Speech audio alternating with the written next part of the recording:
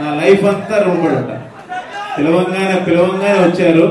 ఇందాక మా డైలింగ్ అనిల్ గారు చెప్పినట్టు నేను ఎప్పుడు మీరు సూపర్ అబ్బా, మీరు సూపర్ అబ్బా, మీ నెంబర్ నా దగ్గర లేదు కదబ్బా, అందుకే వీళ్ళ గురించి చెప్తున్నా అబ్బా. అంటే నేను ఏది చేసినా కూడా అన్నయ్య ఓంకరానికి చెప్తాను. అలాగే తర్వాత డైరెక్టర్స్ లో నాకు first closest friend Anil Ravipudi గారు. నేను ఎప్పుడు ఏది చేసినా చూపిస్తాను అని చెప్పినట్టు చెప్పంగానే డైలింగ్ ఒక్క మెసేజ్ నేను వస్తా, నువ్వు అసలు అడగద్దు, నేను ఈ మధ్యన అన్ని ఈవెంట్లకి వెళ్తున్నాను, అయినా నీ మాట నేను కాదన్నా, నువ్వు అడిగితే నేను వచ్చేస్తాను అంతే అన్నాడు. నిజంగా thank you so much darling, అడగంగానే పిలవంగానే వచ్చినందుకు. Love you so much. And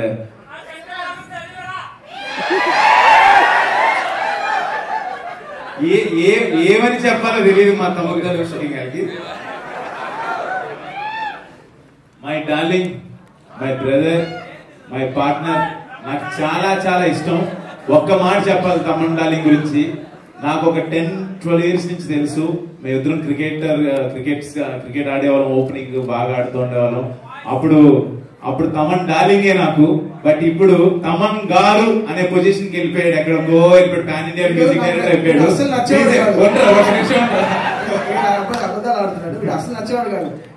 నేను ఆడుతుంటే నా కోసం తమన్ వస్తున్నాడు, ఈ రోజు ఆడుతున్నాడు ఆపోనెంట్ టీమ్ లో అంటే ఇంకో టీమ్ లో అడుక్కుని వచ్చేవాడు. వాడు బౌలింగ్ లో నేను కొట్టాలి అని అలా స్టార్ట్ అయింది. గొడవల్లో స్టార్ట్ అయింది. అసలు బాల్ పట్ల వీడు కొడితే లేదు, ఒకటికి ఫ్రాక్చర్ అయ్యో ఒక అంబులెన్స్ రెడీగా పెడతాం, ఏదో అంబులెన్స్ ఏదో కార్ అయినా రెడీగా పెడతాం, అలా కొడతాడు కావాలని మరి మామూలు ఆటగాడు కాదు.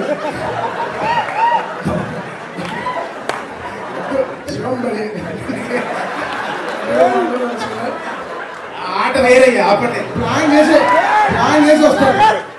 క్రికెటర్స్ లో మరి అదేంటది నోటిఫికేషన్ చూసి మరీ వస్తాడు.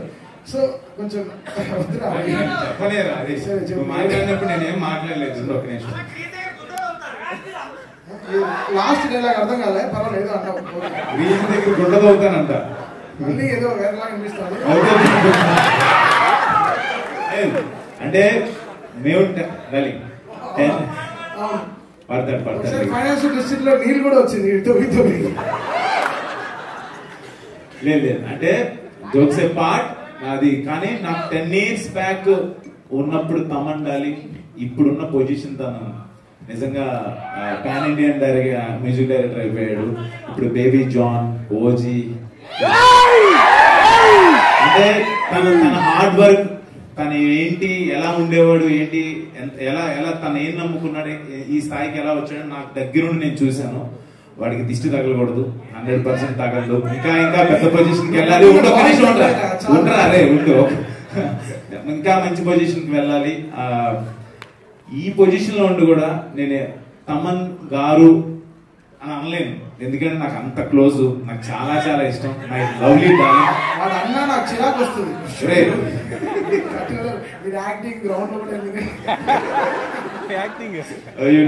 పిలవంగానే వచ్చావు. రాత్రి 2:30 వరకు షూటింగ్ లో ఉన్నాడు, అయినా పొద్దున్నే నేను చెప్పంగానే వచ్చావు. Love you darling, thank you so much. And మన మాస్కా దాస్ డార్లింగ్, కాదు నాకు ఉన్న ఒపీనియన్ చెప్పాలి. మాస్కా దాస్ అనేది ఆ క్యాప్షన్ సూపర్. బట్ డార్లింగ్, నీకున్న డేరింగ్ అండ్ డాషింగ్ ఇప్పుడున్న యంగ్ జనరేషన్ ఎవరికి లేదు. నిజం అంటే ఇక్కడ ఏది అనిపిస్తే అది మాట్లాడతాడు, ఏది అనిపిస్తే అది చేస్తాడు. అబ్బా ఇదైతే సూపర్. నీకున్న బెస్ట్ క్వాలిటీ అది.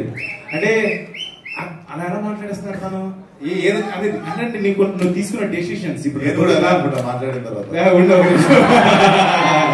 అంటే రేపు నువ్వు చేయబోతున్న లైలా అసలు అంటే ఆ డేరింగ్ అది చాలా ఆలోచించాలి అది చేయాలనేది. నిజంగా సూపర్ డార్లింగ్. నేను పిలవంగానే వచ్చినందుకు, నీకు షూట్ ఉందన్నావు, అయినా మధ్యాహ్నం నుంచి పెట్టుకుంటా అన్నావు, నా కోసం వచ్చినందుకు really thank you so much.